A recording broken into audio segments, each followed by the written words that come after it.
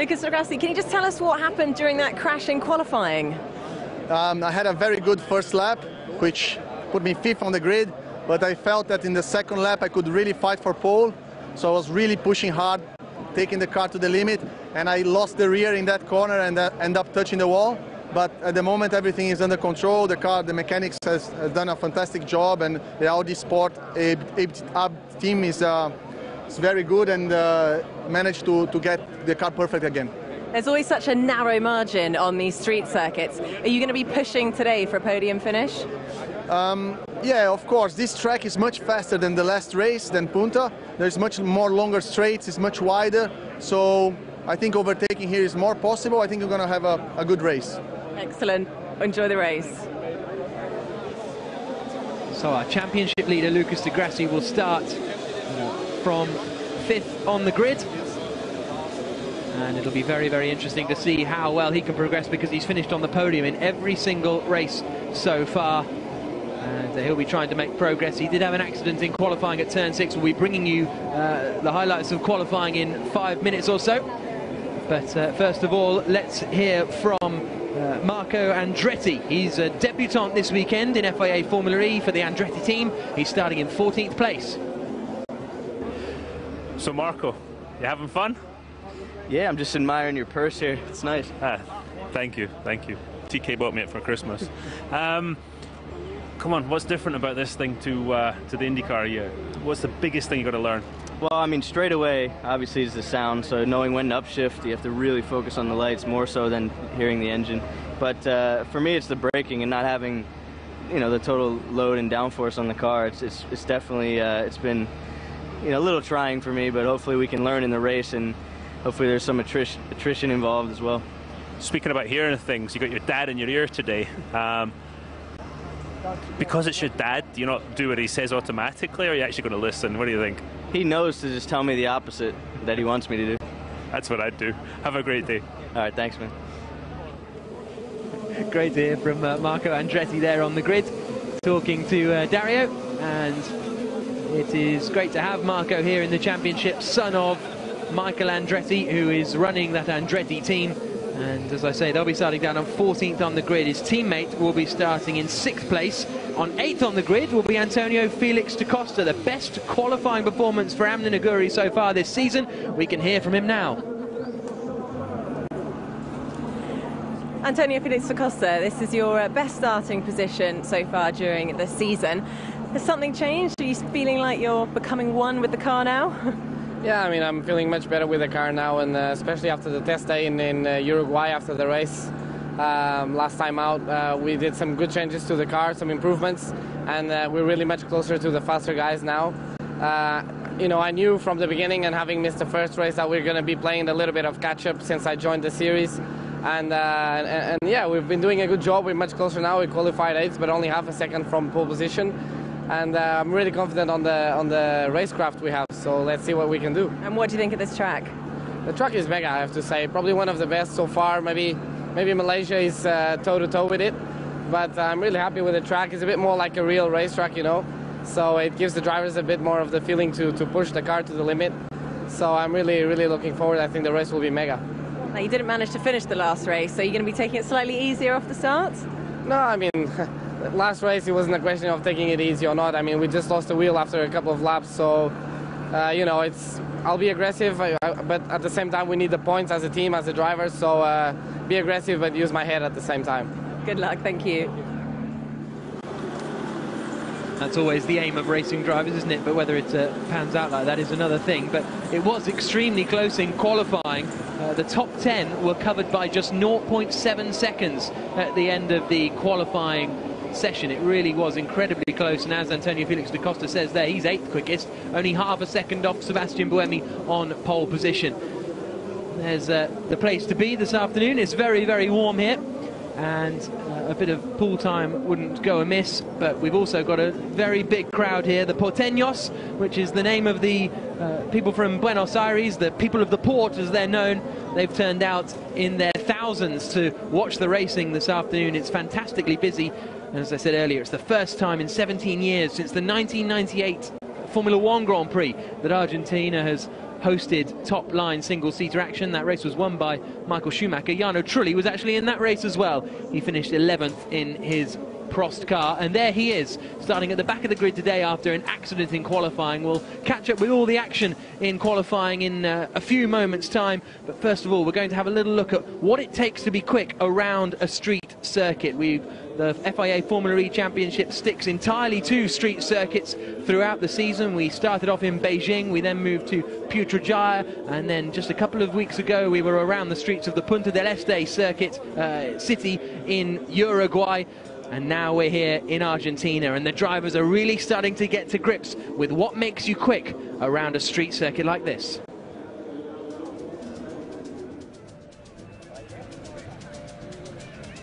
You have to make the street your home. There's no room for error. Street racing is all about control. To win, you have to be streetwise.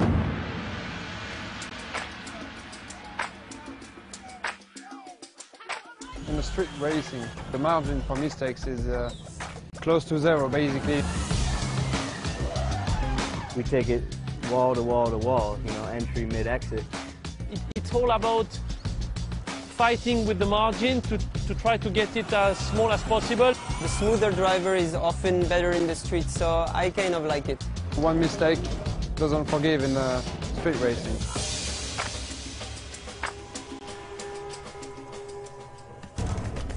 I sometimes fear to touch the wall and lose the race, you know. If fear was inbuilt in us, we'd be slow. It's something that just has to be put away. It's extremely important to arrive being really humble, you know, towards this kind of circuit. We have a lot of respect for circuits,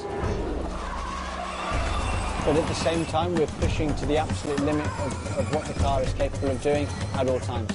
If you lack confidence in any way, then you find yourself having a big scare.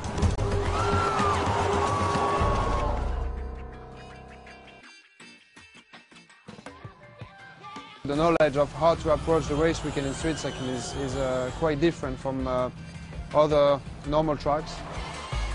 You need to adapt a lot in the streets. It's not like the normal trajectory, it's not the normal driving style. Knowledge of a certain track is null and void. Knowledge of how to be fast on street circuit is priceless. Street racing is racing on the edge.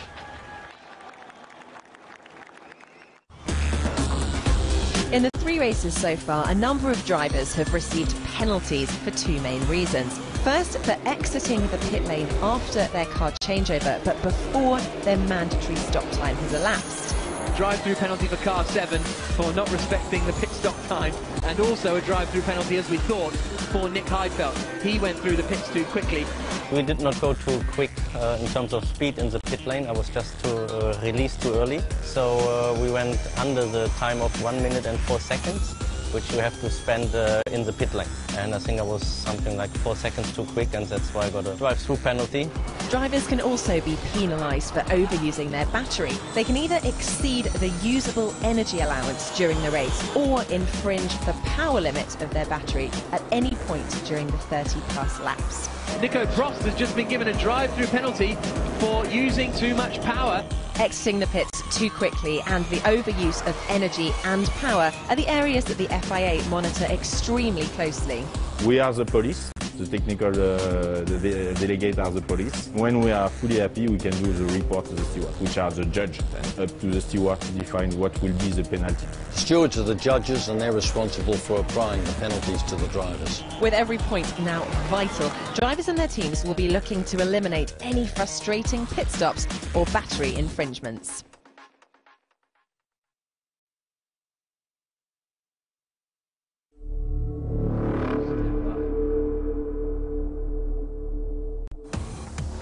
Qualifying took place this morning, and the first man out in Group 1 was Sebastian Buemi. He came through the final chicane to set the quickest time of anyone, but not quite as quick as he went in the morning free practice session. Sam Bird was pushing hard as well. He ended the first session second quickest. In the second group, Michaela Cerruti spun, but didn't do too much damage to her Trulli car at turn 4, whilst Jaime Alguersuari was out on circuit to go quicker than his teammate, but fractionally slower than Sebastian Buemi, who remained at the top of the times. De Grassi was pushing hard of the two Virgin cars of Alguersuari and Bird. Nick Heidfeld was pushing really hard in the third group and somehow managed to qualify third, despite a difficult morning in free practice. That meant Sam Bird was not going to be starting in the top 3. Slowest in qualifying was Jarno Trulli after this accident in Group 4. Yeah, really happy. Obviously, I was not sure I could keep the pole position because of those guys. You know, Jaime was very close, being less than 30 thousandths behind. So it's good. I mean, it's just a start. Now we've got to finish the race and score good points, but it's always good to start from pole position. Nick Heidfeld will be starting third on the grid. Jaime Alguersuari alongside Buemi on the front row, but it's the first pole position of the season for Sebastian Buemi.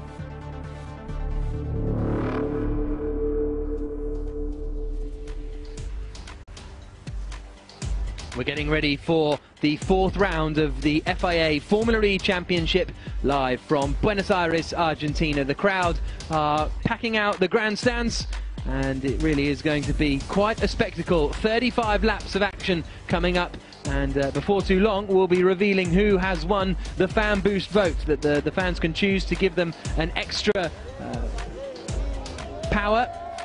And it is Bruno Senna, Nick Heidfeld and Jean-Eric Vergne who are the 3 men who have won the fan boost. And let's start off by hearing from Jean-Eric Vergne. He's going to be starting in 6th place on the grid, and he's been speaking to Nicky.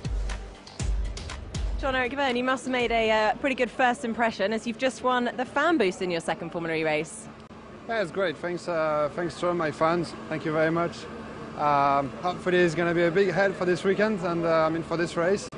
This morning qualifying didn't really go up to plan, but you know, 6 is not such a bad position to start. Everything can happen in this kind of race, and it's not too far to you know, to get on top of the podium. But hopefully it's going to be a good one. You look pretty comfortable in the car in Punta del Este. What's different today? Well, I think we had some more difficulties with the car. The car was good in Punta del Este, and here a little bit less. But qualifying should have been much better normally. But you know. Locking up, you know, in 2 corners and couldn't finish the lap, so didn't really help to get a good lap time for starting up the front. But nevertheless, you know, it's good to have the race so soon after quali, so I can make this up. And what about any idea when you might use your fan boost? When I'm gonna have to pass some people. Well, hopefully you'll be doing a lot of that. All the best, thanks. So the Frenchman has the fan boost, but events in France earlier this week at the Charlie Hebdo headquarters, the satirical newspaper, of course, shocked everyone around the world and all of us here at FIA Formula E. So we will be holding a minute's silence in commemoration of those incidents earlier this week. Jean Todt, Alain Prost at the front there, Jean-Paul Driot as well, for a minute's silence.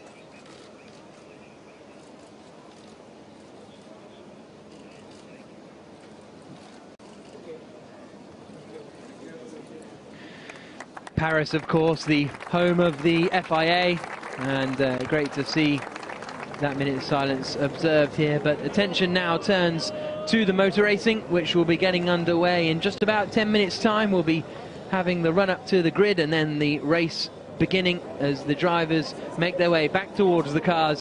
Dario Franchitti has made it back from the grid, back here to the commentary box as we look over Buenos Aires. Dario, it's a beautiful day, but first of all, before you answer that question, we'll hear from the president of the FIA, Jean Todt, and he's with Alejandro Agag, and Nicky Shields caught up with them a few moments ago.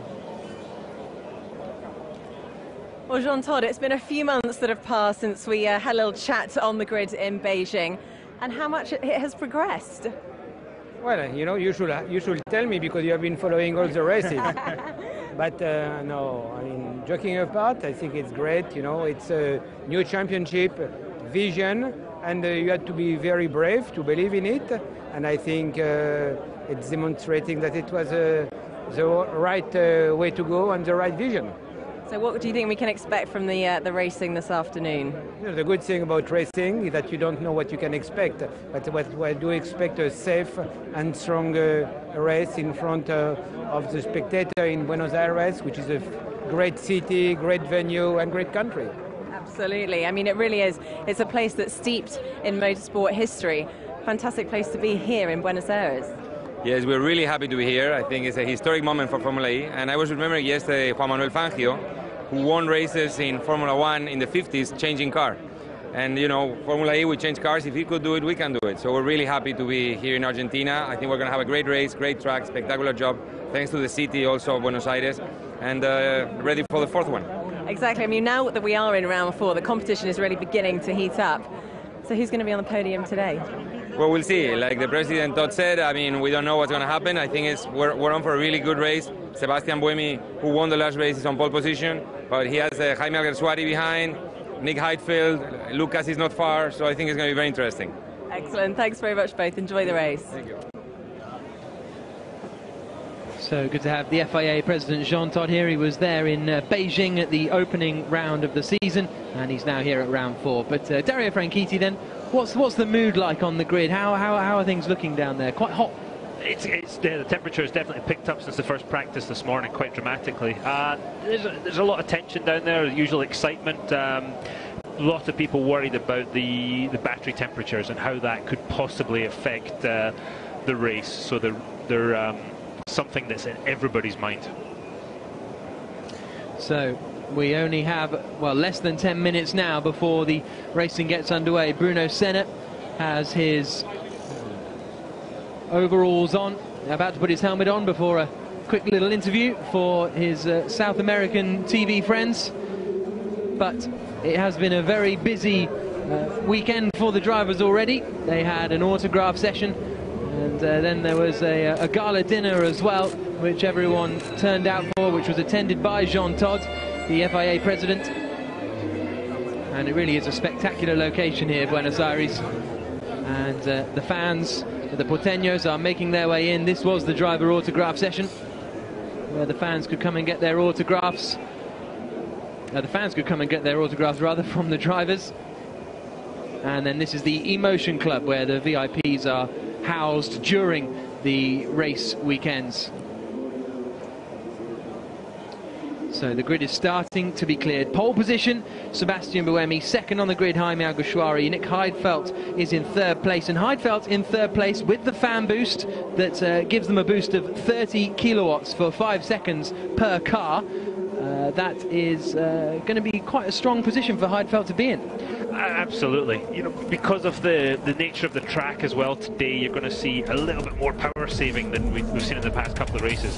If there is a safety car, that will negate that a little bit, but you're going to see a big disparity in speeds, and you're going to see it really guys using the fan boost to make some moves, I would say. We can now hear from Alain Prost with Nicky.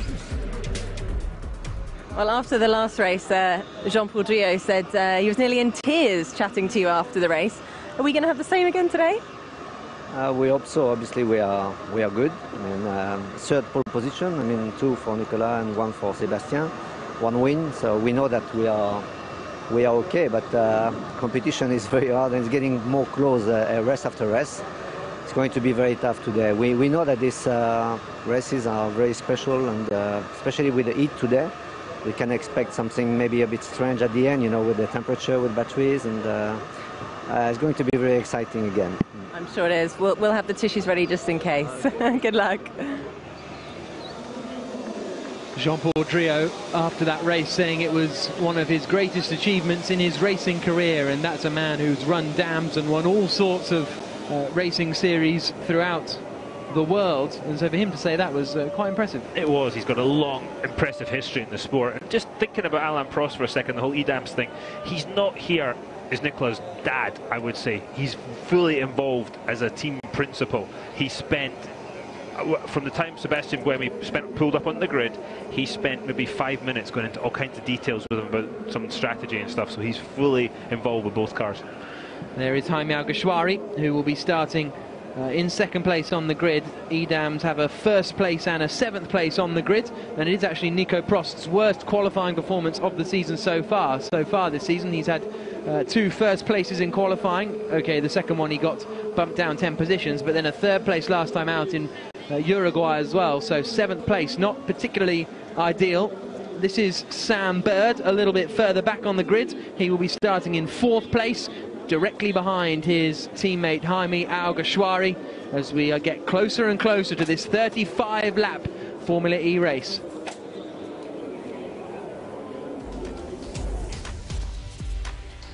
Buenos Aires plays host to the 4th round of the championship. We've made the trip over the Rio de la Plata that you can just see in the background to this magnificent city. There on the right-hand side is the Obelisco de Buenos Aires, one of the most impressive landmarks, built in 1936 to mark 400 years, since the foundation of the city. And this is one of the newest districts of the city, the Puerto Madero district, and it is the Puerto Madero street circuit. And it is going to play host to 35 laps of racing, where that man, Sebastian Buemi, will start on pole position, his first pole position of the season, and the first time he's out-qualified Nico Prost so far this year. Second on the grid, Jaime Alguersuari, his best performance of the season for the Virgin team, and he's going to be looking strong. He'll have the inside line on the run down to the first corner.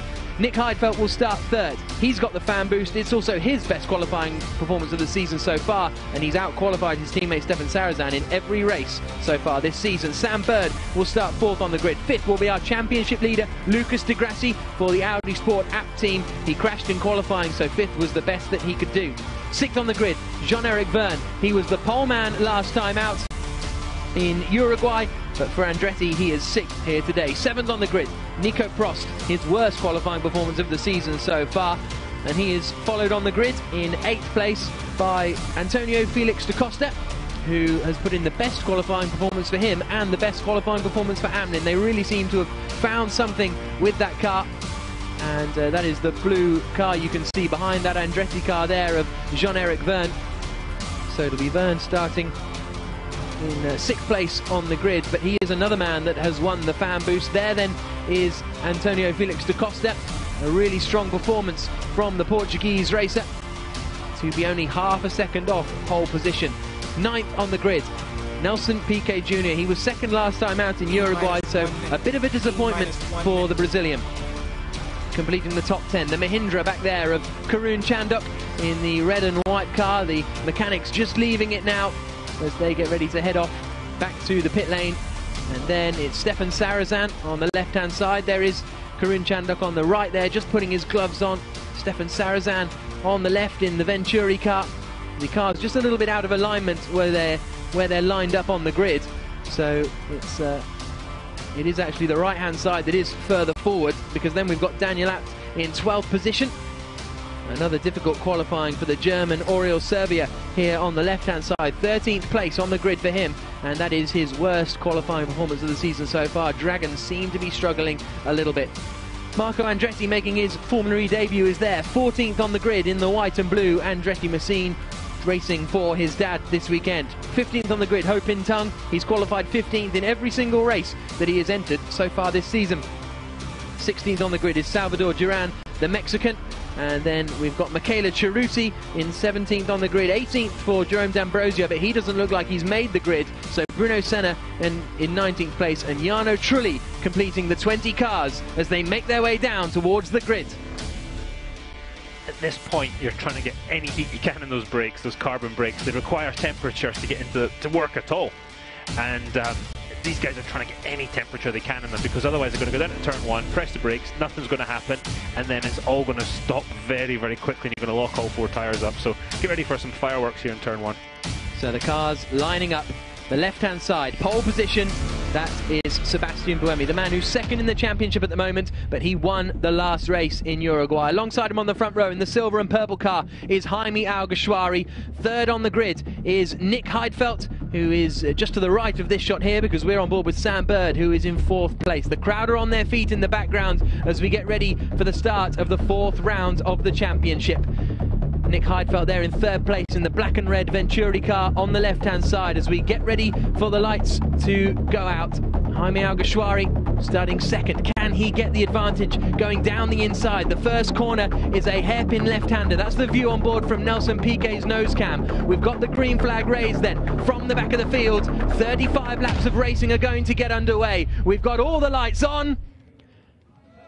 And we go green in Buenos Aires. It's a lot of wheel spin for Buemi, but he manages to keep it all together. Good start as well from Heidfeld on the run down towards the first corner. He might get past Alguersuari. It's a hairpin left-hander that they're coming up to. Heidfeld looks to the outside line, gets a little bit of a tap, but gets up into second place. Great move from Nick Heidfeld around the outside of the first corner. The leaves are all kicked up, but we're all safely through turn one. Now the right-hand kink at 2 before the long sweeping left-hander at turn 3. But a great start from Nick Heidfeld, who's seen him move up into second position. We're on board now with, and it's all going off down into turn 4. Look up the inside from Antonio Felix da Costa. Did he make it through there okay? He did just about. Side by side with John-Eric Verne. Verne up the inside of da Costa, holds on to that place, but we're all safely through the first couple of corners, Dario. But Heidfeld did a great job to get around the outside into second place. Absolutely stunning move by Heidfeld there, but he was hanging on. It's so dirty on the outside. You're seeing the guys running double wide there, and some great racing in the early corners here. So that's down into turn 7. Then we come into the chicane at 8 and 9, and this is the end of the lap then. And when the next lap will start, there's a little bit of a gap back from Jean-Eric Verne to the guys in front of him as they all stream across the line. And now up into the left-hander. And this is the quick part of the circuit, 10, 11 and 12. Listen to this. Look at them, they've all got their back end stepping out, but it's Buemi leading the way. Heidfeld's in second place, Alguersuari's in third, it's fourth for Sam Bird. There's a little bit of a timing glitch, so some of the graphics aren't showing correctly, but it is definitely Sebastian Buemi who's in the lead of the race at the moment, 0.8 of a second clear of Nick Heidfeld. And Heidfeld now is in, oh, and that's a shame. Who's that? Michaela Cerruti, who's come into the pits, and it looks like she's picked up a bit of damage, possibly after contact with Bruno Senna, because the left rear of Senna's car seems to have taken a bit of a clout. So, end of lap 1, Buemi, Heidfeld, Alguersuari, Bird, de Grassi, the top 5. There's the order on the left-hand side of the screen. And Nick Heidfeld now is in second position. He's got the fan boost, which will give him an extra 30 brake horsepower if he wants to use it. He's looking in a strong position. Heidfeld very strong, absolutely. But a nice move there in that first lap. And here's de Grassi going past Sam Bird. That's nice. A move for fourth place down at turn 7. You know, they're not taking it very easy, are they? I thought they'd be kind of just taking it steady for the first couple of laps here once they got through turn 1, but not a bit of it. So this is the end of the second lap of the race. There's only 1 minute and 9 seconds this lap, so it goes past very quickly. Heidfeld's deploying his fan boost up at the front of the race. Is he able to get past Sebastian Buemi as they come down towards turn 1? We'll have to wait and see. No, he's not quite close enough, but he deployed his fan boost. That's the one time he's going to be able to use it in this car. So now he's got to wait until he's in his second car before he gets to use it again. Let's see if he can get close enough here up to turn 4 to make a move. We saw him attack an Edam's car in Beijing, and it all ended pretty horribly. We're on board with Nick Heidfeld now, down into turn 4. Looks like he's running a bit more downforce than the car in front there. That will hinder him just a little bit in the straight line, but will help him in the braking zones. That's an interesting decision, because most of the time we've seen the cars, Alguersuari's all out of shape in third place. He could be under a lot of pressure from Lucas de Grassi pretty soon. Really struggled to get the car into the apex of the hairpin at turn 5, and that has allowed Lucas de Grassi to get right under the rear wing of the Virgin car in front.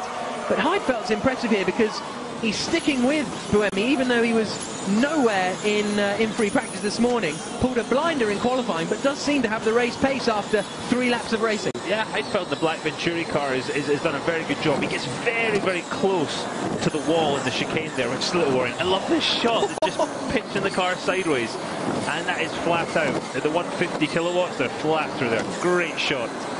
And that is superb. It looks as though Marco Andretti's under a bit of pressure from Salvador Duran behind him. Lap 3.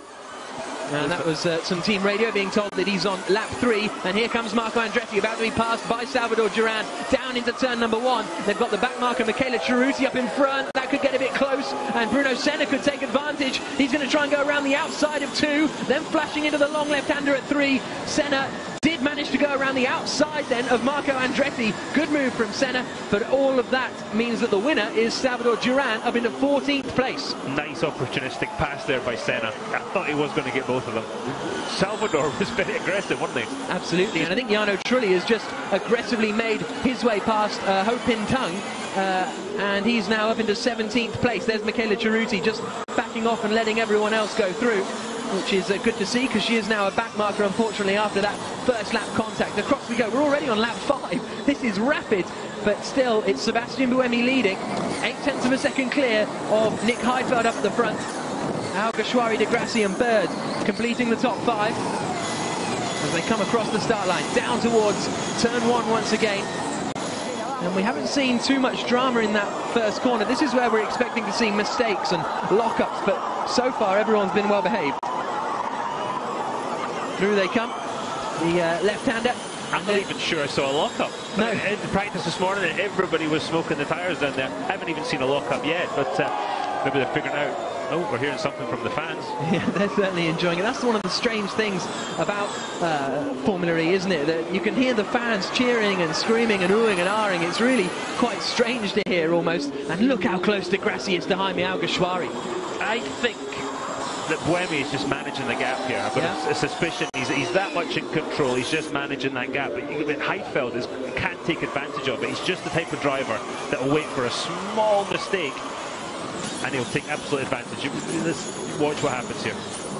In they come through the chicane to complete the 5th lap of the race. 30 laps to go. De Grassi has got to get up there onto the podium today again. If he wants to challenge for this championship, he's going to have to take the fight to Buemi, because Buemi's momentum has been building these last races with the win in Uruguay, and it's only getting better. Absolutely. Less than half a second between the first and second place men, Buemi and Heidfeld. And they come into the hairpin at turn 1. You can hear them screeching. But let's have a little look back at the start of this race as it all starts to calm down on lap 6. So it looked to me as though Buemi got quite a big amount of wheel spin off the start. I mean, he got away with it though, but Heidfeld was the man to watch. Smooth as you like, and then around the outside of turn 1 was really impressive, Dario. It just watched, I mean, the reaction time of all the drivers was very similar. Watch Nick, he's already lining the pass up, and he almost runs into the back of Buemi here because he had to carry so much speed. The car's just sliding. He's one long slide all the way through there on the inside for turn 2. And that was impressive. You don't realise how dirty it is on that part of the track. And here's the look. And here's an attack for the lead. Nick Heidfeld trying to get past Sebastian Buemi. Not quite close enough on the run down into turn 7, but very, very close between the two of them. They bounce over the chicanes and come across the line to start the 7th lap of the race. And Alguersuari is still running there in 3rd place, but these guys are all nose to tail. I'd love to see with the power left, the usable power left each driver's got, to see if Nick's using more to stay with him. As if by magic. It's almost like someone's listening to you. Very, very close. Look, 65 against 64, and Nick's used the fan boost, so you got to say Nick's in good shape right now. Yeah, absolutely. They've got to play the long game. It's not a long race, about 45 minutes to an hour, but they have got to be sensible about it. Nico Prost is up into 8th place now, after starting in 7th, so he's dropped a few places at the start, but now he's got back in clear air, and he's just at the fastest lap of anyone to close in on Antonio Felix da Costa in front of him. But Jaime Alguersuari is the man under real pressure from Lucas De Grassi behind, and here comes De Grassi up the inside, forces his way through at the hairpin at turn 5, and he moves up into 3rd position. I was just about to say, it looks like he's going to set up, right? And it's like the hairpin at Monaco, isn't it, the Lowe's hairpin? If you put yourself on the inside, your rival's got no choice but to let you through. Yeah, cracking move. You can see him setting up. Antonio Felix da Costa side by side with Jean-Eric Verne, and da Costa gets through. Does he on the run down to the chicane? Yes, he does. So da Costa up into 6th position. The thing we're seeing here, and it's the same as Uruguay, when you lose one place, you're losing multiple because it is so close. So Sebastian Buemi still leads, 0.6 of a second clear of Nick Heidfeld. De Grassi's now up into 3rd position, and with some clear air, he's 2 seconds behind Nick Heidfeld in the battle for the lead of the race. But will he be able to close that in? Now he's got some clear air in front of him. It might take him a couple of laps, but it's the sort of thing you've got to do bit by bit, not use too much of your usable power to make it happen. There's Senna there making a move on Salvador Duran. Yeah. And here's a look at the replay then, and this was it from Di Grassi. He wasn't even that close, but just did it under braking. Textbook. Once he got to there, he could kind of use him up, push him wide a bit, and you saw absolutely great pass. And he's just gone 0.6 of a second quicker than our race leaders in Sector 1. This was an opportunistic move from, I don't know quite what happened there, but suddenly Jean-Eric Vergne was very wide on the way into the corner, and that allowed the door to be open for Da Costa. I think Vergne was just kind of following line astern there, and Da Costa thought, okay, you've backed off a little bit, I'll have some of that. So the gap at the end of this lap is down to 0.9 of a second. Di Grassi took 1.1 seconds out of the race leaders on that last lap alone, so he has obviously decided to push here. Now, these guys can run between 130 kilowatts and 150 kilowatts in terms of their power, and so Di Grassi maybe has turned it up a bit to close in, and then we'll turn it down when he gets there. Who knows? Those are the things we just don't know, but we get to see the amount of usable power that they have used, and that can often give us a key to knowing how much power they're actually running.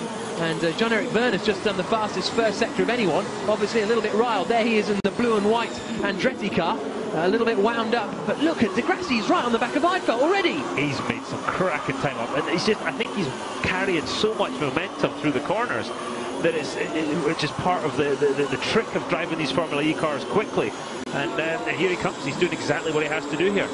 He's got to take the fight to Buemi. Out they come, down towards turn number 7. A little feint towards the inside line, but nothing too dramatic, just so Heidfeld knows he's there. And, I mean, how does that affect you? If you're Nick Heidfeld, you've got a 2-second margin. Next time you look in the mirrors, Di Grassi's there. I don't care how experienced you are, you're going to be thinking about it. The trick is to always look at exiting the corner, look in your mirrors. That way you've got that advantage, you're pulling away just a little bit. But you've got to be careful not to drive in your mirrors too much, but you've got to be thinking about defending that position too. Lap 10 of 35 here in Buenos Aires, the Argentinian ePrix, and they're coming around turn number 1 on lap 10. Sebastian Buemi leading from pole position. We've still got pit stops to come as well, don't forget, and you can see the usable power remaining down there at the bottom of the screen. That's the percentage of their battery that they've still got left to use. Di Grassi's used about 3% more than Buemi. Is that going to catch him out later in the race? We'll soon find out. Absolutely, and we haven't had a safety car yet either, and Lucas Di Grassi, as we saw there, set the fastest lap of the race on that charge that he closed in a second, just over a second in on Nick Heidfeld up in front of him. They need to be careful because the statistics will show you that there has been a safety car in every race, so they're going to say, oh, there's a good chance of having one, and the drivers might take it as given there's going to be one and do their strategy that way. If there's not, there's going to be a lot of people trying to make some energy out of fresh air come the end of this here race. We're on to lap 11 of this 35-lap race. I could watch this camera angle all day. Brilliant. Look at the accuracy of the drivers, inch perfect there.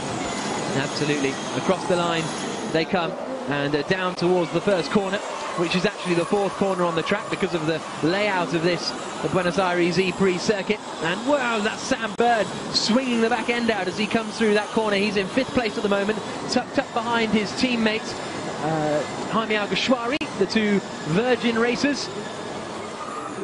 But it's still Buemi leading the way, just managing that gap back to Nick Heidfeld. 0.6 of a second, the gap to 1st and 2nd. Di Grassi has closed in rapidly, but he hasn't been able to make an attack on Nick Heidfeld just yet. The 2, in fact, Sam Bird looks to be quicker than Jaime Alguersuari at the moment. Those 2 Virgin cars are absolutely nose to tail coming down towards turn 7. But again, we've got brilliant battling throughout the order. We've only had 13 minutes of racing. Look how close Nick Heidfeld gets to the wall every lap going into turn 8 there. Yeah, absolute commitment, isn't it? It's superb to see the precision and commitment from these top-level single-seater racers. There's the exit of that 10, 11 and 12 sequence. And out onto what was the start straight, down towards the first corner again. And still line astern, no one just making a move, but quite often we've seen that they'll save up their energy, be a bit chilled in the first part of the race, and then when they know the sort of relative situation of everyone, then start to go for it in the final laps. Absolutely, but they were giving the engineers the figures of usable power left as they cross the start-finish there, and the engineers will be then saying you've got this much to use. Oh, here's App making a move on Karun Chandok here. Oh, a little locked up, but is Karun going to try the switch back? Absolutely. Nice stuff from Karun Chandok there. That's them battling over 10th place in the final points-paying position at the moment. But Sebastian Buemi in the yellow and blue Edams car is still the man out in front. The black and red Venturi of Nick Heidfeld has closed right into the back of him again. He dropped back for a while, but now he is right back under the gearbox of the car in front, as we can see on board with Heidfeld. Pretty exciting. You're coming down into turn 10, setting up through 10, straight into 11 and 12. Look at this whole combination. The exit of 11 is the apex of 12. How many laps to the pit stop? Jean-Eric Byrne there, I think. Heidfeld. Was that Heidfeld? Oh, it was De Grassi apparently. It was Lucas De Grassi's team radio. We'll get there in the end, but that's De Grassi asking how many laps to the pit stop. I don't think he's received an answer yet, but we'll wait and see. So 29% of battery usable power level remaining for Nick Heidfeld, and he's using the full 150 by the looks of it, maybe a smidgen less, but he is really close to the back of Sebastian Buemi. This is a point where maybe experience counts a little bit, and you've got to you want to keep pushing the guy, keep racing him, but you've got to get to the end of the race. You've got to have enough usable power to do it. You can lift and coast. You hear the rear tyres just braking traction there. You've got to lift and coast a bit. It's going to cost you some lap time. You might lose a couple of spots here, but towards the end of the race, when it counts, it'll put you in the catbird seat, as they say. I think that's an Americanism. into the chicane they come across the line and start the 14th lap of the race, and they're still absolutely nose to tail. Brilliant stuff here in Formula E. No real attacks going on just yet though. Lucas De Grassi, our championship leader, is third in the race at the moment. Buemi is second in the championship as it stands. De Grassi's now 4% shy on usable power compared to Buemi. Okay, so Buemi's obviously managing this very well because he's got the most amount of usable power of anyone in the top 8. So it really does look like he's just managing his gap, which is a very, very clever thing to do. And obviously the thing you really want to do. One man who's got quite a lot left is Nelson Piquet Jr. He's running in 9th place, but he's got something like, I think it was 36% of usable power remaining. Here comes Lucas De Grassi up the inside of Heidfeld, forces his way through and up in the second position. Great opportunistic move again, the same move as he did before. The question is, can he do it to Buemi? I think Buemi might be a little harder nut to crack there. It might not give way just as easily. So down towards the left-hander they come at turn 7. Lucas De Grassi up into second place, forcing his apt car through, Dario. Lovely, look, just alongside, doesn't even get all the way alongside, but the corner's his. Yep. Little wheel check there. He's put Nick Heidfeld offline. And Heidfeld's in trouble. Alguersuari's attacking him, and it looks as though Alguersuari's got through. I think Nick Heidfeld went wide at the chicane, and now Sam Bird is going to attack as well. So Nick Heidfeld falling back through the order. Sam Bird gets alongside in the Virgin car. The next corner is a hairpin left-hander, so that'll be Bird through too. Whoa, big lock-up on the front right. Can he get it stopped? De Costa sees an opportunity, tries to force his way past Heidfeld. Isn't quite close enough. Outside. No, not quite. Oh, not quite. So that means that Alguersuari is up into 3rd place, Bird up into 4th, Heidfeld drops to 5th, De Costa in 6th place, but that all came from a mistake from Nick Heidfeld at the chicane. I'd love to see a replay of that. Did Alguersuari pass him round the outside turn 10? That would have been quite a manoeuvre. That looked like, didn't it? But look, again, he's lost 2, almost 3 in the space of 1. So this is where it started to go wrong. Long the back to rear. end. Yeah, over the humps here. Here comes Jaime Alguersuari. And then this was the replay of Sam Bird following through. But I think you're right. I think Alguersuari got around the outside. Meanwhile, Lucas De Grassi is pushing like nothing else because he has closed the gap to Buemi to 0.8 of a second. And on that last lap was 7 tenths quicker than our race leader, Sebastian Buemi. So De Grassi is on a charge here. Here are our 2 race leaders. There's now a big gap back to the 2 Virgin cars of Alguersuari and Bird because of their scraps with Nick Heidfeld. 7 tenths that last lap. Oh, Chandok's off. Karun Chandok looks to be out of the race. I think that's turn... Is that the end of the exit of the chicane? Yeah, I think that's the exit of the chicane. So that could be our first safety car potentially as well. Yeah, it's got to be, hasn't it? That's a big shunt. It looks as though The rear wing is off. Karun getting out of the car, which is good to see. Left rear, right rear wing. Yeah, so let's see what happened. Here he comes. Oh, is he going to lose it all by himself? He's just going to... Oh, broke. Yeah. It broke. Yeah, the right rear suspension broke on him and off he goes. And he was just a passenger. Weakness with these cars. How many times do we see that in Punta del Este? Yeah. And there again, not a nice feeling when something breaks there. Thank God it wasn't turn 10.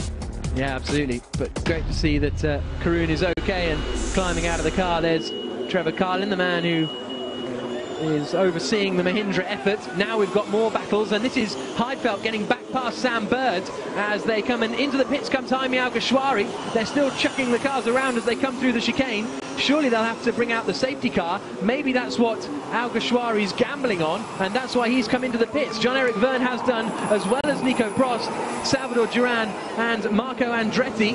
Now So we'll have to wait and see. Happens. Look at Buemi, 10%.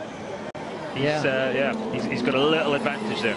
Into the pits come the cars then, and there's Jaime Alguersuari changing over to his second machine. But if the safety car is to come out now, Alguersuari is going to be in the box seat. Just to let you know, 70 seconds, 1 minute 10 seconds is the minimum pit stop time. We'll be able to tell you the minimum pit stop time when they come out of it, and if you are quicker than the safety car is deployed, this could be absolutely crucial for the deciding lead of the race. Michela Ceruti, there's obviously, you can't pass, but you can go a little quicker maybe to catch up, and she's holding them up here.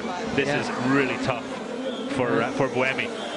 This pit lane is it's got some interesting points to it. And look, Buemi's furious. Oh yeah. Waving his hands, but I mean, they are under safety car conditions now. Yeah, but you could do the difference between sort of 60 or 70 or 80 miles an hour. It makes quite a big difference, and he's just giving time away, all that advantage.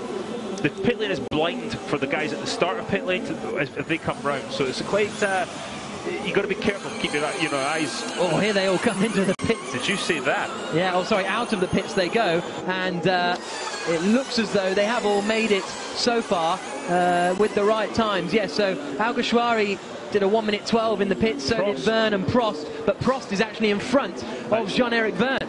Yeah. But where is Jaime Alguersuari? He's going to be the man to watch out for. In they come into the pits. Oh, very busy down there, isn't it? But Jaime Alguersuari is the man to find. Into the pits comes Buemi, the race leader. But equally, they're going behind the safety car now, so they'll be going at a slower pace. This is going to be difficult to call who's going to come out in the lead of this one. I would be very surprised when Buemi ends up leading this race. When we're all said and done, I just think he lost too much time. Not anything of his doing. The strategy was maybe not the best, but the lap car really messed them up. So there's the Qualcomm safety car leading the way. Jean-Eric Verne is at the head of the train at the moment, so Jean-Eric Verne is potentially leading the race. It depends how quickly they come around to pit exit, and presumably here they come. Out they come. Yeah, he might be all right. And it's Sebastian Buemi out onto the circuit, but is he now out in front of the safety car and still in the lead of the race? That's the question, isn't it? I think he is. So it looks as though he's further up the track than the safety car, but is he in front or behind of the safety car train? Am I making sense? Yeah, I know what you're saying there. So we'll have to wait and see. Here's Buemi, and according to the standings, Buemi is in the lead of this race, because those guys had to wait behind the safety car, so they were lapping slower because they were queued up behind the safety car. Wonder what speed the safety car was doing. And these guys can't exit the pits because the safety car is coming down, so the lights are red at the end of the pit lane. So that means that Nelson Piquet Jr. and Bruno Senna, I don't think they'll go a lap down. No, but they'll be at the back of the pack. Yeah, but they'll be at the back of the pack. So that's harsh. There you can see. Those are the rules, but it's just...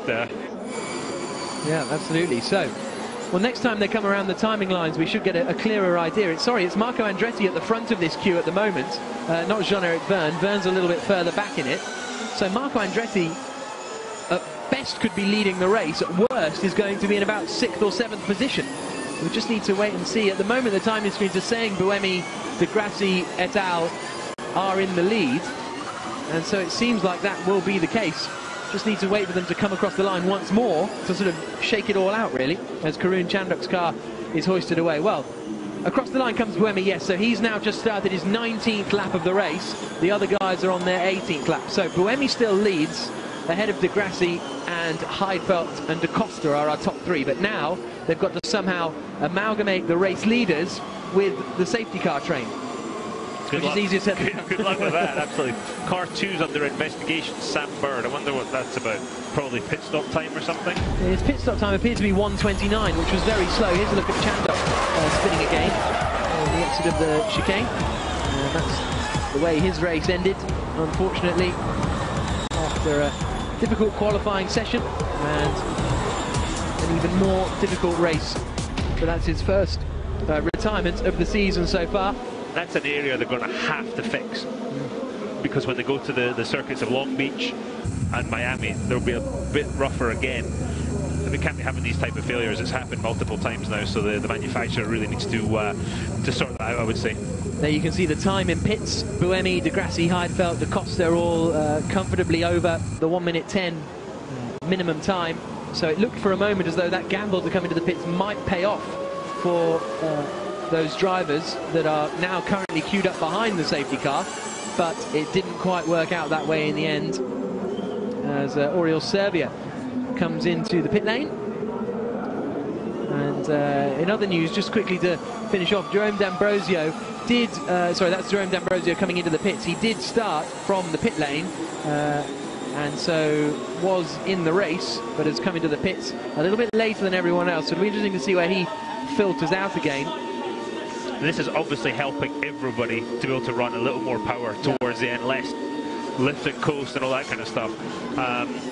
The battery temperature thing still could rear its head, but it looked like the guys run flat out for the whole battery life, the whole usable power of the first car. So I think we're going to have a pretty straightforward race on our hands here. So Marco Andretti has just been released by the safety car. That'll get his little lap back. And Marco Andretti is actually a lap down on these guys, so he's at the front of the queue, so he's a lap down. So actually, he's now going to go to the tail end of the lead. Exactly. So when I said at worst it'll be about 6th or 7th, I was entirely wrong. I'm glad we're not doing strategy today. Yeah, exactly. This is why I don't know why they have you on the pit wall in IndyCar. Well, we've got engineers for that, to be honest, and the strategists, and as I did when I was driving, I let them get on with it. So the queue behind the safety car is a different one to the guys who are leading the race at the moment. And apologies if that all got a little bit confusing in the middle of the race there, but it was all a little bit confusing as to what exactly was going on, and the race directors have got some work to do to try and sort out the order of cars now. Sam Bird is under investigation, we believe, for potentially leaving the pits under the red light conditions. We saw a couple of the guys waiting to leave the pits, but apparently Sam Bird may have jumped before the lights went green, but we'll see what the stewards decide on that. We're on board with Sebastian Buemi then, who in theory is our race leader according to the timing screens and all that, but it's going to be a long way to filter all these guys through. Everyone else has got to surely pass the safety car, and then will we have to then wait for the pack to catch up with the safety car as well? But that would take too long. No, it won't take long. I guess it's only a minute lap. Yeah, it'll be fine. They'll do that in a lap or two under the safety car. But they will have to. They will end up with a little bit less usable power, usable energy. They will, but that's unfortunately the price you pay for being at the back of the pack there.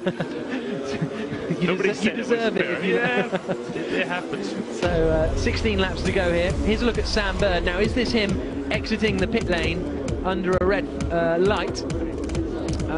Where is the light situation? There it is. Yeah. I think that might be a little bit of a done deal. I think so. The light didn't look in the best position. If I was him, you know, I'd definitely be arguing that. But as drivers, you tend to complain, don't you? Here's Andretti. So we've got Andretti's, Marco Andretti's I was team coming radio. in whether you called me or not. I was right committed. So that was Marco Andretti having a bit of a discussion with his team. Well, his dad, essentially. Yeah. Saying they seem to have disagreed about the pit stop time, or when he came into the pits. But we believe he needs to. He did go past the safety car, didn't he? He's now on the tail end of the lead lap, I think. Yeah, so that's fine. And there we go. So Jaime Alguersuari goes past the safety car. But now they all need to do it. All sort of. Yeah. So Alguersuari's gone through. So really, we need about 14 cars to go past the safety car. Yeah. He's thinking, okay, do I go? Do I... Yeah. Obviously, because all these guys, they're running at the front, so, but they're lapped cars, so they must be thinking, well, hang on, I was second, or, you know, I was fifth. I'm not a lapped car. This can't be for me. Yeah, it's something that in IndyCar happens quite a lot. You find yourself, if you're having an average day, you can be on the tail end of the lead lap pretty quickly, and you get past the safety car, back on the lead lap, and at this point, if you have legitimately been a lap down, you're thinking, oh, you beauty, bonus. Okay, so we need to go round and pick up the train of cars, because they need cars. So you need to go round and pick up the train of cars. This is clearly quite a new thing for a lot of these guys. That's how. What do you mean, I'm last or what? Exactly. Did you hear the surprise in his voice? Yeah. No, we're currently P6. We are P6. So, okay. Flaming yellow flag. That's good to hear then that Alguersuari has been given the Yeah, it's kind of news. contrary for the future. If there's something we can do, but I doubt it. So the classification says we are currently P6. Yeah, no, there's nothing we can do on that. Because the leader is behind you. You have not pushed. This yellow push a while. They don't have an idea who's actually the leader is behind you. They've come all the way around the whole field and assuming different options. Let me have a look. No. So that is all the teams being told that the drivers have got to come through. Sebastian Buemi is now behind the safety car. They'll all leg it round, get up to the back of the pack in the next lap or two maybe. Then we'll be good to go. Yeah, we'll be ready to go. We'll know where everybody is. But this is this catch-22 of how hard do you chase to catch. Obviously, if they're going to go green the next time by, then you have to chase pretty hard and use up usable power. If not, you take as long as possible, use as little power as possible. But these guys are all building brake temperature and tyre temperature too, which could be an advantage come the restart. And how they'll need to manage how crucial usable energy actually is, because if we've had quite a long safety car period, it might be the case that they can go flat out now, you know, for the remaining 14 laps, because they haven't done a single lap on race pace at the moment. And you can see Buemi's got 90% of usable power still remaining, but you can see Alguersuari 85%, Prost, Bernat, they've all got sort of 88s. So there is going to be an advantage for Buemi and the like up at the front, but maybe not quite as dramatic as what we would have expected. It'll all come out the wash in those last laps, won't Yeah, it? But exactly. I think we're getting close to be able to run wide open.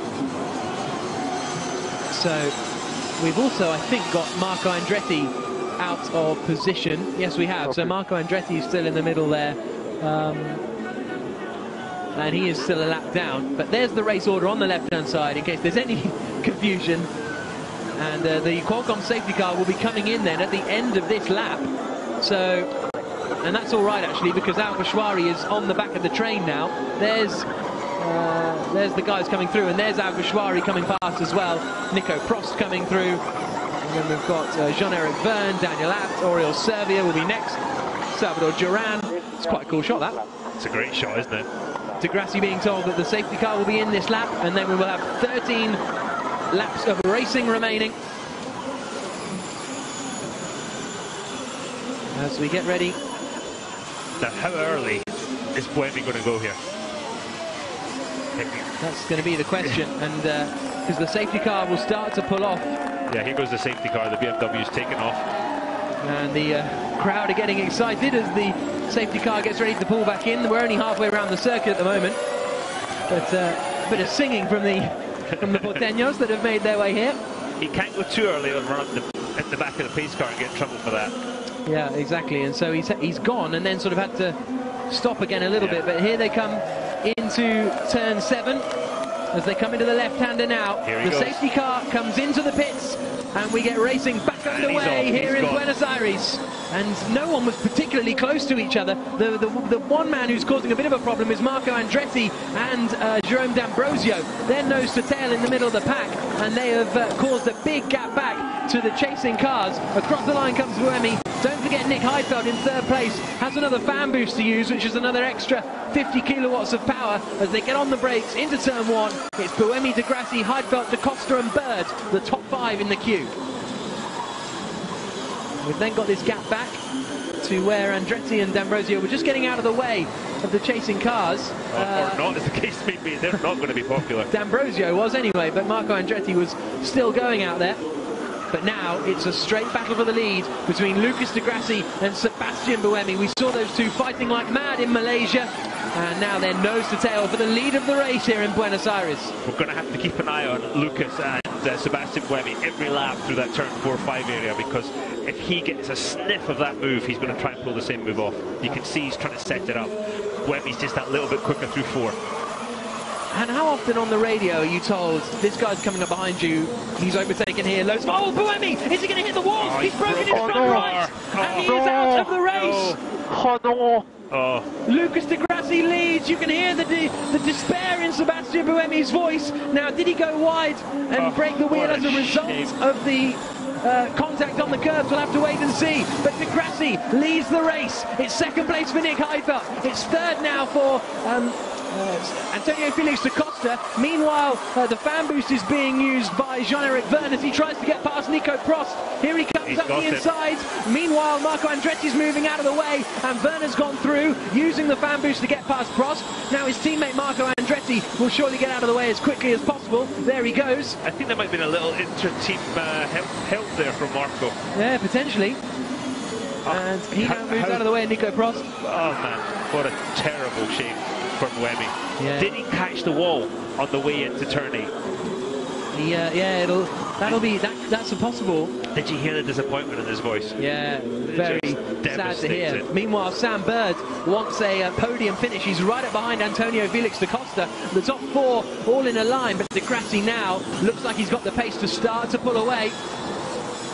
Into the chicane they come, across the line, and there's 11 laps remaining. There was walking in front of the camera, disconsolate Sebastian Buemi.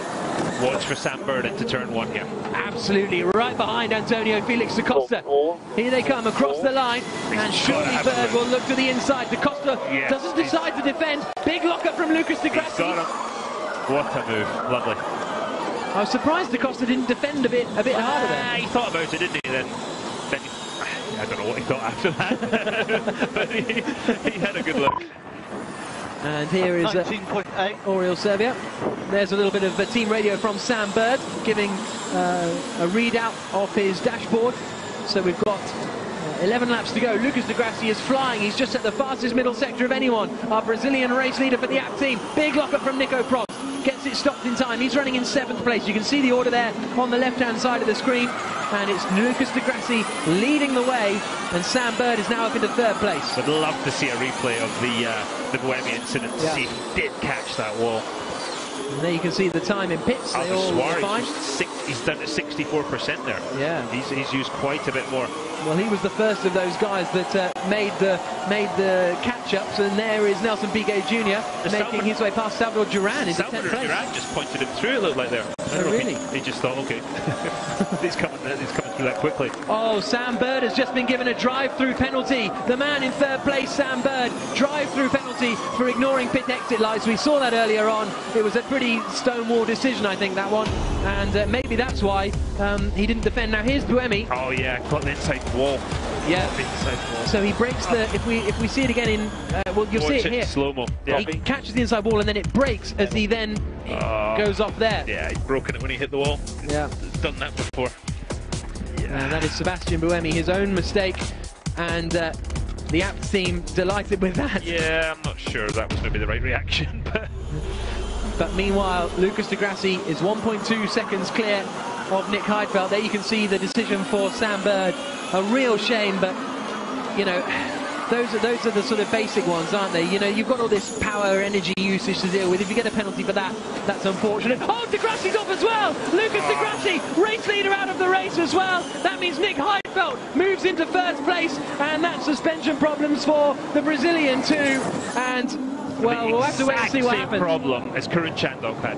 If I'm running a team right now, I'm telling my guys, stay off the curbs, stay away from the curbs. I don't care what corner, stay off the curbs, because otherwise you're going to have to run into this issue. So Nick Heidfeld now leads the race, and the same men that were delighted a few moments ago are now disconsolate. Nick Heidfeld leads ahead of Sam Bird, who has a drive-through penalty. So that means Antonio Felix da Costa is going to be in 2nd place. 16.4. and Bird is darting around the back of Nick Heidfeld, and they're saying box this lap to Sam Bird, so he'll be coming into the pits. He's pushing nevertheless, but he is going to have to serve his drive-through penalty, and as we just heard, the team saying box this lap. So that means Nick Heidfeld will be all on his own for the remaining 9 laps of the race, and there is a very frustrated Lucas de Grassi. The Costa P2. Yep, so, and P3, Jaime Alguersuari. Sam Bird copies that, and so we'll see him peel off now into the left-hander. And so Nick Heidfeld leads the race with 8 laps to go. Surely they'll have to get a safety car out potentially to move that apt car. And third place then is Alguersuari. I think they got it behind the wall on turn 10. So we might be okay there. There's also a drive-through penalty for Ho Pin Tung for not for going under the minimum time at the pit stop. But he has now served his drive-through penalty. So, quick Nick Heidfeld, the man who looked destined to win the opening race of the season, is now in the lead of this race. But we've seen enough leaders not to count our little German chickens just yet. Absolutely. Nelson Piquet Jr. side by side there with Oriol Serbia. This is the battle over 7th place, and Piquet Jr. has just taken that 7th place away from the Catalan driver. Daniel Abt is a bit further up the road in 6th place. Just to compound the problem for Sam, it's a long pit lane. Yeah, that's true. It's got half as many corners as the racetrack. Yeah. And that's really going to sting. Here's a look at the replay then of de Grassi. Oh, it's there to the end, right rear. Just snapped again. Right rear. How frustrating would that be? I can't imagine. I can't imagine. Yeah, and that is the championship leader, of course, who was retired from this race. And he is absolutely furious. I speak driver, and I know what's going on there. Yeah, exactly. So Heidfeld is in the lead of the race for Venturi. 2nd place is Antonio Felix da Costa for Amlin. 3rd place is Jaime Alguersuari. 4th is Jean-Eric Verne. To finish the race. It's not like they're bouncing the thing off a wall. They're going over curves as you normally would. Yeah. I mean, Buemi's thing is very different. He hit the wall, and that's what happens when you hit the wall. Yeah, that's true actually. That is a difference, isn't it? No, that apt car is still there on the exit of turn 10. It's just getting towed out of the way now, I think. We're on board with Jean-Eric Verne in 4th place, chasing down Jaime Alguersuari. He's got 41% of his available energy remaining as he comes into the hairpin at turn 1. Small lock up there from Alguersuari. We're on lap 30 of 35. And Sam Bird has now set the fastest lap of the race. I'll bet he has. There'll be steam coming out of his ears. We're on board still with Verne, coming down towards turn 4. Not quite close enough to get past Alguersuari yet, but let's see how much sort of lift and coast he's doing. Not much at the moment. A little bit into there, but just a little bit. And the yellow flag still out for that incident at turn 10. And this is Bruno Senna all over the back of Salvador Duran. Duran's in 9th place now, so it's looking like a good day so far for the Amlin Aguri team. Yeah, he's not, he's struggling a little bit pace-wise, but he's got himself up there. He just pointed him through again. He just pointed Senna through there. But okay. So he's got Senna right up behind him, and there you can see the recovery taking place down at turn 10. Amlin have only had 1 points finish so far this season, which was an 8th place for Da Costa in Putrajaya, but now it looks as though they're going to be picking up a podium finish with Antonio Felix da Costa running currently in 2nd place. There's still 4 laps to go there, Jack. Yeah, exactly. Oh, somebody's locked up and gone off in one.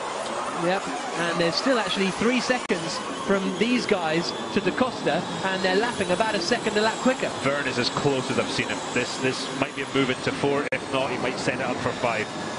Whoa, very, very wide from Alguersuari. He might have hit the wall there on the exit. He's got Jean-Eric Verne right up behind him, but he really seemed to run the track more than I've seen anyone else do. All that dirt dust showed you that. Oh, look up the inside from Verne. Almost hits the back of Alguersuari, just gets it stopped in time.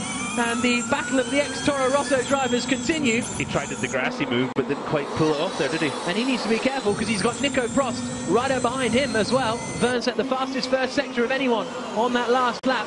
I don't see any damage on the side of Alguersuari's car, so not sure that maybe he just got away with it. I bet his eyes were closed up. Into the chicane they come. Lovely bit of opposite lock from Nelson Piquet Jr., who's now on the back of this queue as we go on board again with Verne. through the green flag zone after the recovery of Lucas de Grassi's car. Just not close enough. And Verne has got a fan boost, and I don't think he's used his second fan boost. We think he might have used... Oh yeah, he did actually. He attacked. Is he damaged the nose? I think he's damaged the nose of the car. Yeah, it looks like there's a little bit of a dent in there, doesn't it? We'll try and keep an eye out for that. That might have been the gearbox of the car in front. Yeah. He's really close again here. Yeah, there's definitely damage to the nose cone of that Andretti, but he is right up with Alguersuari. The Spaniard knows it, defends, coming down, whoa! And, well, Verne's not happy with that. He's not happy. I think he thought Alguersuari was defending. He thought Alguersuari was defending and then moved across in front of him, I think, was the complaint from Verne. We saw that with Trulli, didn't we? And I think it was Piquet. Yeah. And, yeah, it's not really on, but that was, yeah, that wasn't too blatant, I would say. But I'm not driving the car behind. It always looks different when you're in the gearbox of the car. And he's going for it again. There's contact. Alguersuari nudged wide. That was a classic touring car move. To be honest. And that's Verne saying he closed the door at the last minute. He did there. Yeah, I would say he's 100% right. And a drive-through penalty for Nick Heidfeld, speeding in the pit lane. Nick Heidfeld, the race leader, has been given a drive-through penalty now for speeding in the pit lane. And that is fundamentally going over the 50 kilometers an hour, not the too short pit lane time. And here's the attack from Alguersuari, side by side with Nico Prost up the inside. Actually, going for fourth place, so somewhere Prost would have followed through when he got set wide, and now Alguersuari's got back past him. That was that was an attack, wasn't it? That was a dive bomb. Great move. And Daniel Abt is now on the back of Nico Prost as they come down towards turn 7. Prost goes defensive, but Abt isn't quite close enough. So all that means that when Nick Heidfeld serves his drive-through penalty, De Costa will lead for Amlin Aguri, Verne will be second, Alguersuari will be third at the moment. I just keep having to double-check everything I say because it's non-stop. We didn't see that one coming, did we? Goodness me. That is, yeah, that's action-packed for you. Yeah, absolutely. So, 2 laps to go now. Heidfeld's on his penultimate lap. So, when's he going to serve his drive-through penalty? He hasn't done it just yet. The cars fly over the curbs. Piquet Jr. is on it. He's coming in a hurry, isn't he? Into 1 here. Let's see them. If he carries that momentum through 10, 11, 12, get on his gearbox for 1. Let's see. Here he comes. Setting up. Is he close enough? Yeah, oh yeah, he's close enough. Abt's going to defend like crazy though. Yeah, Nelson Piquet Jr. jinks back to the outside on the run down to turn 1. This will be a brave move from Piquet Jr. He fancies all the way around the outside, not quite. Not sure that's the move I would have done there. I'd have stuck it down the inside a bit more, but I'm sitting here talking about it and he's driving, so.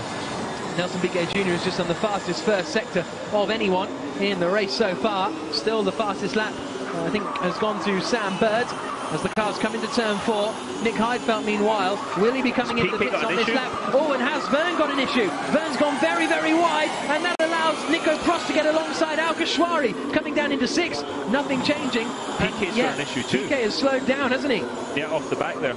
So maybe they're all suddenly running low on usable energy remaining. Big lock-up from Abt, and he hits Alguersuari, and that allows Prost through. What a shame for Alguersuari, the second time he's been assaulted at turn 7. Meanwhile, Nick Heidfeld is in the pits to serve his drive-through penalty, which means going on to the last lap of the race. Antonio Felix da Costa leads for Amlin Aguri.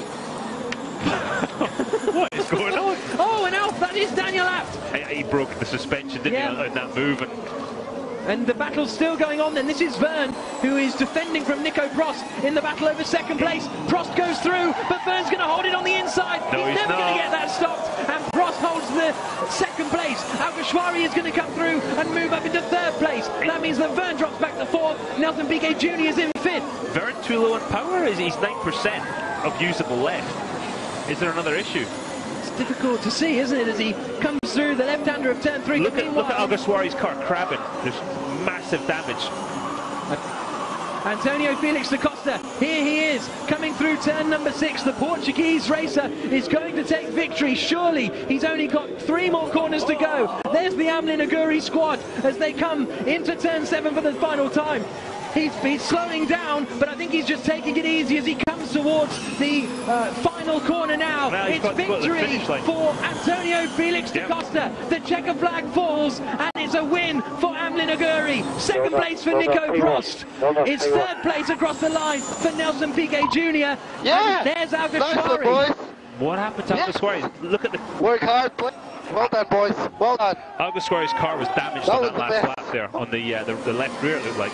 So the checker flag falls. Antonio Felix da Costa takes victory. Prost second, third for Piquet Jr., Alguersuari fourth, Bruno Senna fifth, Daniel Abt. Can't believe what's happened. That was the top three I was going to call, Jack.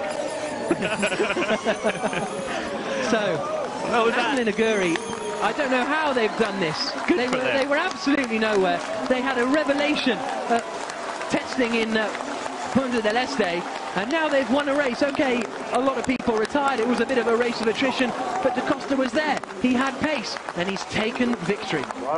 Very good. On est assez bien sorti. Merci les gars. Super. Bravo. Vraiment génial. Very happy. Nico Prost. La deuxième voiture, elle consomme rien par rapport à la première. C'est incroyable la différence. Incredible difference from the first practice session to now is, I think, what Nico Prost said. But there's a Swiss who will be speaking very different words of French. Yeah, two very upset guys there with him and Lucas. I didn't know what was going on because I had cars around me. I didn't know if I had to push and try to pass them. I know they were different laps, but it doesn't make no sense that I'm third. But anyway, I was a bit blind in the race without knowing what was going on. You were blind, Nelson. Try being in here. That's Piquet Jr. saying no idea what really happened in that race, but they're delighted nevertheless in the Team China garage with their second podium in succession. I think that was a subtle dig there, the engineers from Nelson, just saying, God, I need more So information. here's Daniel Abt. He attacked Nico Prost, but was too busy worrying about Prost essentially and making the move on him. Oh, wasn't even close, was he? No. That damaged Alguersuari's car, which then caused the issue for Alguersuari on the last lap. There we go. So yeah, that's where the left rear damage came. It was crabbing pretty badly. And this is Jean-Eric Verne losing out to Bruno Senna. So Senna got past Verne on the final lap. Oh, and then they had a bit of argy-bargy, and Senna just about hold on to fifth place. So I wonder what happened to Jean-Eric Verne at the end there. But touch of bumper cars there, wasn't it, from Jev? Yeah, absolutely. Well, the fans will be leaving the circuit entertained, if not exhausted from that. I'm a little bit exhausted. I hope we were able to keep you up to date with everything that was going on. It was quite a challenge, but it's great to see so many people here as well who've come to watch the action. Yeah, and they got action, didn't they? That was an absolute barn burner of a race. It was going on everywhere. A what? Barn burner. Is that an Americanism I've too? never heard that. Barnstormer, we say. But anyway, Antonio Felix da Costa pulls back into the pits. Who's we? Brilliant job from the Amlin guys. Anthony Felix da Costa, fantastic. Well done. So, congratulations from these other guys. And I bet none of them expected to see any of the others two up there. Absolutely. So da Costa on the top step once again, but this time for the first time in FIA Formula E. An excellent drive. He did well to qualify in 8th position, the best qualifying performance from the Amlin Aguri squad. And now they've got by far their best results of the season. And delight there with the Amlin Aguri mechanics. And they'll be shepherded towards Nicky Shields. And no issues with battery temps. Unless that's what was going on with Jean-Eric Verne's car. Okay, yeah, potentially. We'll find out, but... There's Mark Preston. Jerry Hughes there, the engineer of the car. No, Jerry's never happy. Typical engineer. Where do I have to go is the question, and where do I go from here is the question for Daniel Abt. Yeah. And that'll be so frustrating because he didn't even, he didn't want to get involved in the fight with Alguersuari. That wasn't his target, His target was Prost. He got Prost done, but in the process took out Alguersuari. You get slightly unsighted, and the red mist was definitely down with all those guys. There was, just crazy cars everywhere, slightly unsighted, and you see what happens. And it's once you've committed to that move, you're probably thinking in the car, no, but there's nothing you can do. Too late. So Antonio Felix da Costa, our race winner here in Buenos Aires at the end of an incredible Argentinian ePrix, finishing 5.5 seconds clear of Nico Prost and taking victory for the Amlin Aguri team. Wonderful drive from the Portuguese driver, and we can hear from him now. He has taken off his helmet and he's chatting to our pit lane reporter Nicky Shields. Antonio Felix Costa, long time coming, but how do you feel after your first win at Formula E? Yeah, really, really happy. I mean, I knew we had the pace this weekend. I was a bit conservative in my qualifying lap, but starting the race today, I felt really good. It was a bit confusing with the safety car and all where we were, but we just kept cool, and I still finished the race with some energy left in the car, so I was ready to attack Nick at the end if I had to. Yeah, great job from the team. Really, really happy. We worked hard to get here, and now we just have to keep working hard to maintain our pace. Thanks very much. Well done. Antonio Felix da Costa, race winner. Nelson Piquet Jr. there, finishing in third place. He doesn't look very happy, does he? And I think he's coming out with the same complaints, perhaps, of I didn't really know what was going on in the race. But to be fair, it's a difficult one to call for the engineers. But let's now hear from our second place driver, Nico Prost. He's with Nicky. Nico Prost, happy with P2? Yes, obviously happy. You know, hard race, really tough race, a lot of fighting. But for once, it seems like things turned my way a little bit, because starting from P7 was not so good. But yeah, it was a good race, good points, and now let's go to Miami. There was a lot going on out there. You did well to stay the way out of a few of the crashes. Yeah, I mean, you have to stay out of trouble, but you have to be aggressive. Had a good fight with Jean-Eric, and then a hot moment, all four together at turn 10 or whatever. But yeah, it worked out for me, so it's good. Well, keep smiling. Thanks very much. There's Nelson lurking. Nelson Piquet, here we are again, P3.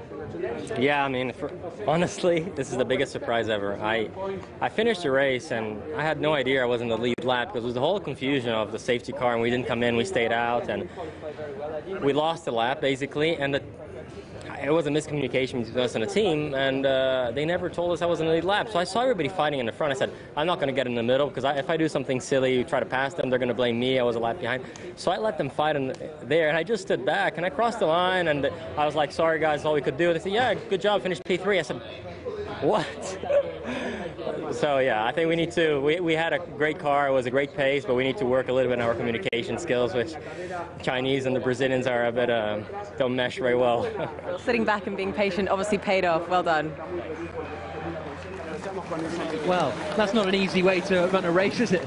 That's difficult, and you have to understand with the driver, they're full of adrenaline. They've had a hard fought battle, and so they're really, they're tense, and these things that you see at this point, you might look back in 20 minutes, half an hour, or a day later and say, oh, it was maybe a bit, over the top on that. But there's a man that had a hard day, Sam Bird. Yeah, 7th place, still manages to pick up some points, but it's going to be very interesting to see what that has done to the championship standings.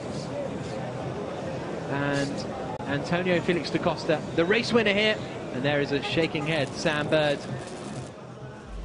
So here's a look at the results from the 4th round of the championship. A frantic race. Antonio Felix da Costa taking victory, 5.3 seconds clear of Nico Prost. Nelson Piquet Jr. completing the podium. That's 2 podiums in a row for the Brazilian. Jaime Alguersuari finishing 4th. Verne there down in 6th after looking like he was set for a podium. Heidfeld led the race, looked destined to win until a drive-through penalty saw him finish down in 9th place. Marco Andretti on his debut finishing in 13th position. Daniel Abt in 14th, not classified, and then look at those big names. Our top 2 in the championship, De Grassi and Buemi not finishing the race. Sam Bird finishing down in 7th place. That is going to tighten the championship right up very nicely indeed. And this is what it does to the championship standings. Bird is still up into 2nd place now, 10 points behind Lucas de Grassi. Sebastian Buemi is there, but Nico Prost is right behind his teammate now, just a point behind. Nelson Piquet Jr. has joined that party as well. So that means that we've got, 21 points separating the top 5 drivers in the championship. Salvador Duran up into 16th with his first points of his Formula E career. Jean-Eric Verne, despite running at the front in 2 races, is in 15th place.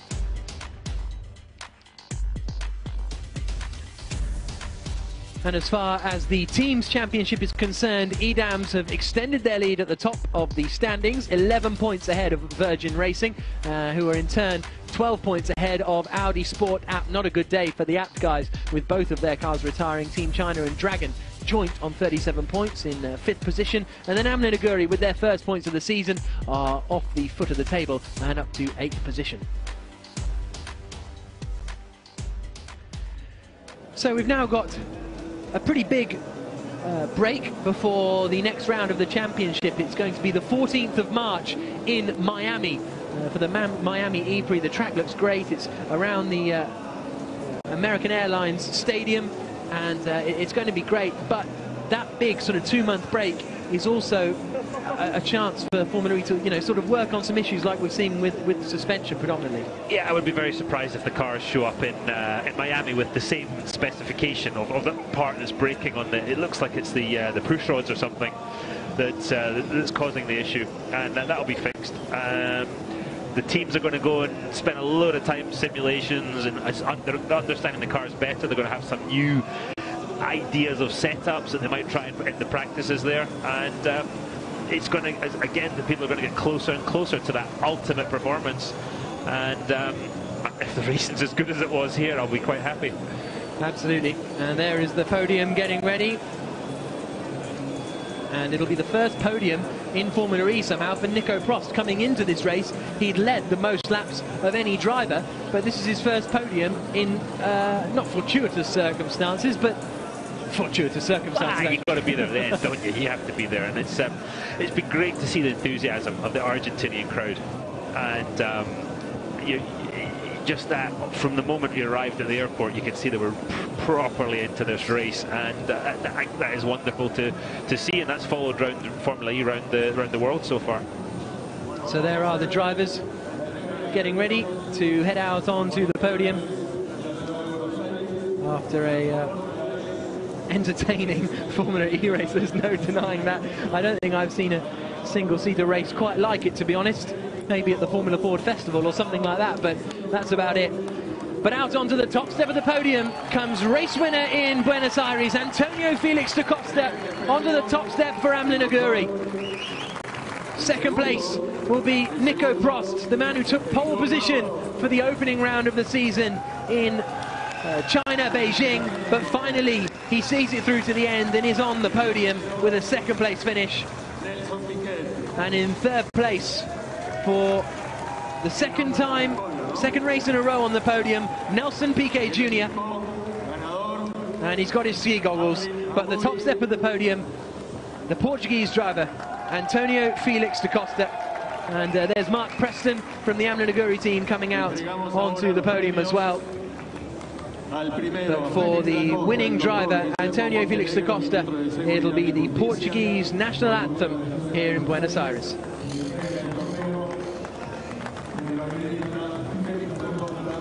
First of all, he's going to get his trophy as he holds it aloft. Da Costa wins in Argentina. Superb performance, as we have come to expect from the former Red Bull young driver. He's a proper driver, isn't he? Yeah, really good. And one of those young Red Bull guys to which Formula One wasn't necessarily an option. May still be in the future, I suppose, but it's a bit of a long shot now. And there is the winning trophy for Mark Preston. There's a happy man right there. Taking victory in the FIA Formula E race for Amlin Aguri. How they've turned it round. You know, it was you had to be there, but you also had to have the pace to win this race. It doesn't matter, what you do, you've got to have the pace to take victory. And Amlin Aguri have done a wonderful job to take victory. Nico Prost will receive his second place trophy now. And I think he'll be relieved to finally sort of properly get off the mark and be right up with the sort of championship challengers. Yeah, as you say, the championship has tightened up now, and Prost is starting to be a contender there. The fight is on, and especially when you take into account dropped scores. That's something that's going to start becoming more and more of an interest as the season goes on. We saw Valeria Mazza handing the second place trophy. There is David Nalbandian, the tennis player, former world number 3, Wimbledon semi-finalist Wimbledon finalist, in 2002, handing the trophy to Nelson Piquet Jr. And now we will have the Portuguese national anthem.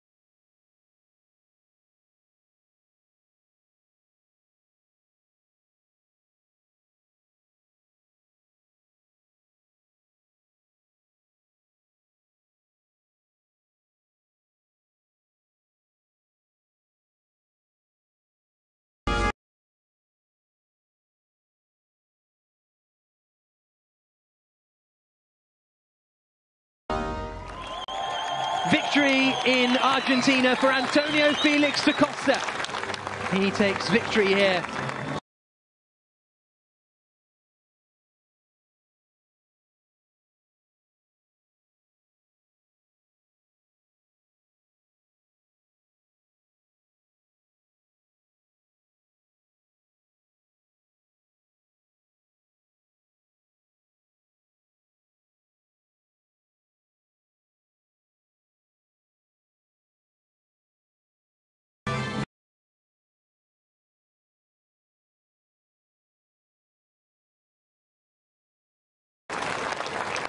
So a wonderful performance for the Amlin Aguri team, taking their first victory in Formula E. 4 races, 4 different winners, and 4 different victories for teams as well. It's the champagne on the podium. Mark Preston gets the soaking, and he is loving it.